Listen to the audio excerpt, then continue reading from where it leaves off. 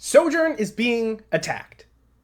Okay, not really, but I saw this interaction on Twitter a couple of days ago, and I wanted to talk about it because I'll put it out there.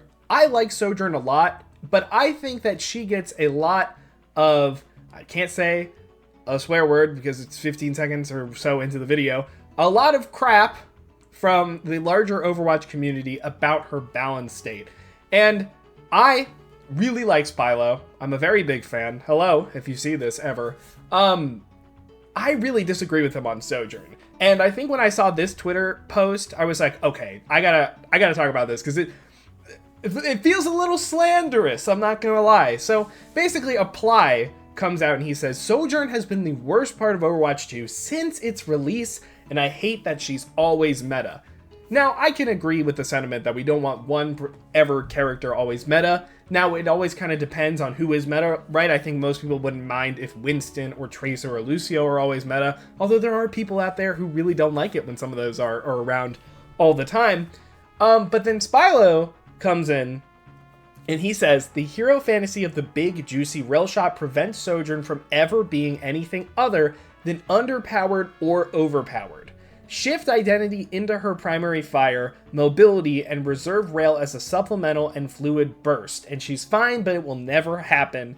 Then says, the delay rail is what makes weaving primary and secondary fire impossible, but it's what makes the rail feel impactful. So basically the idea being that in order for Sojourn to fulfill that bursty railgun fantasy, she has to be super duper powerful, or the rail has to be powerful to make it feel good.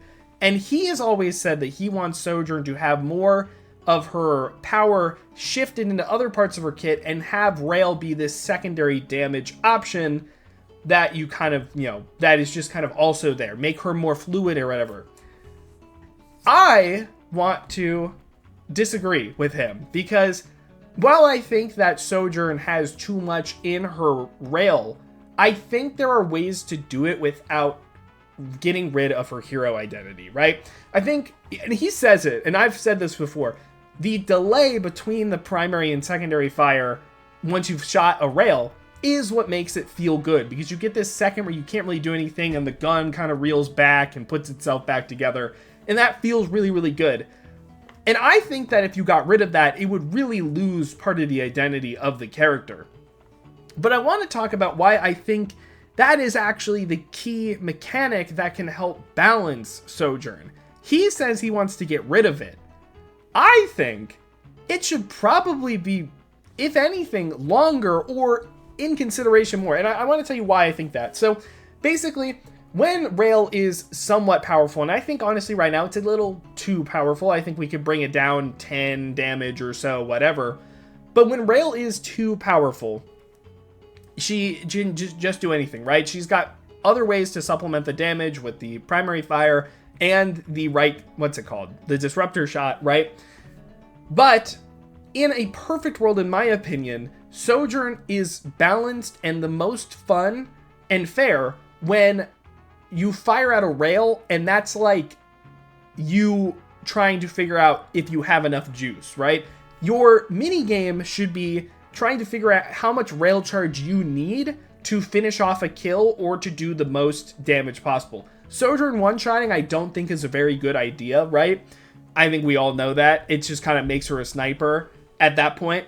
But if you give Sojourn supplemental damage options and then you play more into this fantasy of like, okay, it's your job to figure out when rail is going to kill, when it's going to be the most effective, and then punish the player for not understanding those limits, right? So let's say I build it up to 40 and I've done a couple of nice headshots with the secondary fire or the primary fire. Then I shoot, I get a headshot with that even, but I didn't get it, right? Remember, Sojourn also, I didn't even take into account just like your skill as well. So then it's part of a game of like, okay, do I shoot a couple other ones, go for a body shot, but that gives them longer to get healed or get out of the way? Or do I want to go for the riskier, really mechanically skillful option?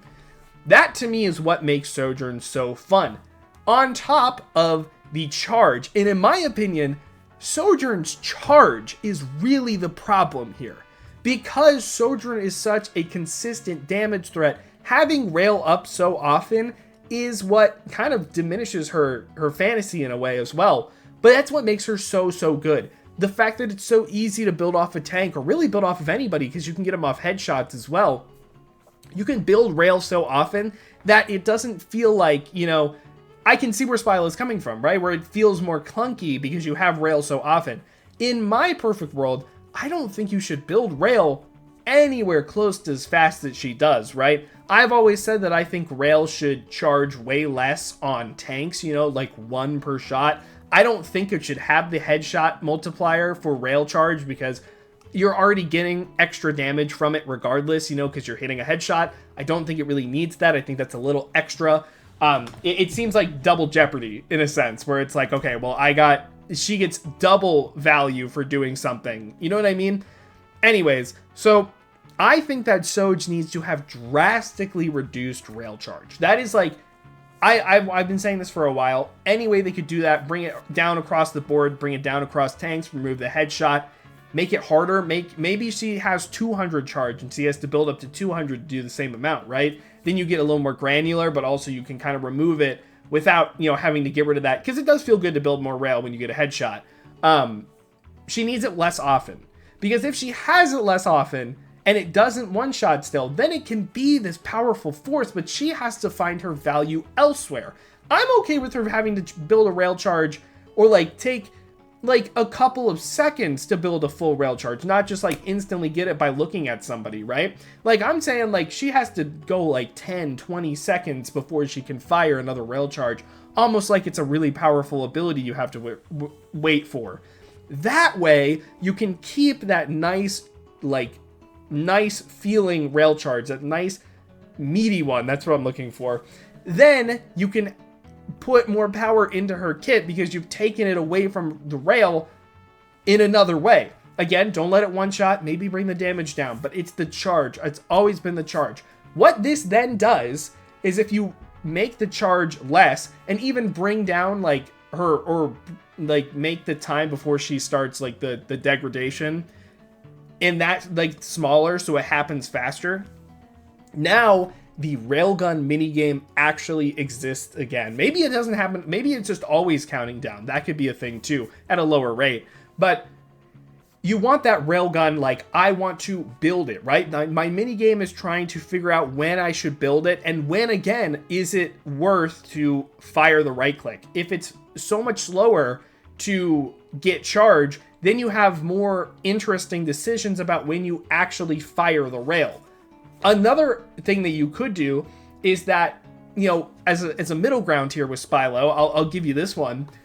If it's at lower charge, you get less of a delay. So maybe at like under a certain threshold, there's no delay, but once you start going higher and higher, the delay before you can fire again is much more. So again, you kind of introduce that risk versus reward. You introduce the opportunity cost. Do I go for it? Do I try and get that headshot at fuller charge, or should I, like, I'm at less charge, should I just take this extra damage that I get on top of it and just keep continuing firing? That could be an interesting way as well. I don't know, you could do that with the lower charge rate, higher charge rate, whatever. I think that could work as well. Now, I would like to say, going back to, you know, always been meta, as you can see, I like Sojourn. She's my favorite DPS still, I think. And I think in theory, she is extremely cool, but she hasn't ever quite lived up to that, right? I want her to be this character where you have to make a lot of decisions and you have to, like, then also rely on your mechanics, right? She's mechanics and she's decision making all in one. That's where the rail charge mechanic comes in. It hasn't quite worked like that so far. That's why Sojourn is so underpowered or overpowered. I think we're thinking so linearly about where her power is. Her power is in her rail. Well, how often does she have rail? How easy is it to get rail? You know what I mean? That's the questions we need to be answering, right? Not just like, how is one rail good? I think we need to think about, like, where can we introduce these fun, interesting parts of the rail character back into it? That's what I think we really need to be doing, right? I think her mobility is fine. I think maybe her health needs to go down. I can't believe she didn't get hit by the health changes. I think that's also something. Remember, I think characters with lower health having higher burst options is fine. I think that's totally okay. It's the kind of the risk reward. And Sojourn already doesn't, is super, not super in the fight all the times, and she has a really good escape option. So it seems like 225 should be pretty good. Like, we should have that, especially now that she has the double lateral slide or whatever it is. I think it's not power thrusters, whatever it's called. I think it's time. 225 is also like a really good way that we could change Soj. With that being said, Disruptor again, like with the now, if you have like a less charge rate, then the adhesive siphon becomes a much more interesting decision, because then you get higher rail charge. So if you take adhesive siphon, you can have rail up more often as compared to having, higher survivability or whatever, which is already the case. And I think adhesive siphon is kind of already the better one. Maybe bring down its charge rate. Maybe, I don't know. Anyways, yeah, I don't know. I'm trying to like put the perks into this as well, but I know that, majority of the life cycle, we haven't had perks. Doesn't really matter. Not really part of the overall conversation. I love Soj. I think they've been on the track, off the track recently, trying to like figure out where to put her within the past year. She was bad for a while, and that sucked. I don't think she deserved to be that bad for so long. I know a lot of people disagree. And to me, I don't care about power level, right? I care about the actual hero design, fantasy, blah, blah, blah, blah, blah. I will like a character who is grossly overpowered if I feel like, in theory, it is fun and fair and there's a way to get around that. Sojourn falls into that category. Kiri falls into that category for me. I understand. I get it, Other characters, like Mauga, I don't want him to be powerful, but I want him to change. I want him to be better, right? So if we have problems with Sojourn, which we do, she's not perfectly designed, let's work with what they're going for and see how we can exist in this style, right? Because I think they're onto something. There's a reason Sojourn is so fun. I think changing her to shift her identity, we always talk about, we don't like the homogenization of a lot of Overwatch heroes. This would homogenize her so much, I think. She'd just be like a regular, basically just like a flex DPS, honestly. Like, kind of hit scan, I guess, but like she'd just be like a soldier type. Yes, soldier is hit scan, I know, but she'd be a lot closer to soldier or something like that. I'm not sure, right? I think it would eliminate what I like personally about Soj. So that's my yap session. Thank you guys for listening. I appreciate it. Like and subscribe, but before you do that, comment down below. What do you think about Soj? Do you hate her? Is she the devil? Or do you think she's gotten a bad rep over the years? Do you like seeing Soj? Personally, I would take Soj over Widow every single time. No questions asked. I don't even care if Sojourn did 300 damage to the head. Wouldn't care at all. Anyways, thank you guys so much for watching. I appreciate it. I stream live. I will be live this week. I'm coming back off a break. My little tiny break. Twitch.tv/LaneHemingway and here on YouTube Tuesdays, Thursdays, and Saturdays. And then also join my Discord if you want to keep up with everything that goes on here. Join my membership down below if you want a couple extra videos. And yeah, that's it. Spotify podcast episode out this week. Hopefully have a friend coming in from out of town. So it should be really fun. Okay, thank you guys so much for watching. Please have a good day.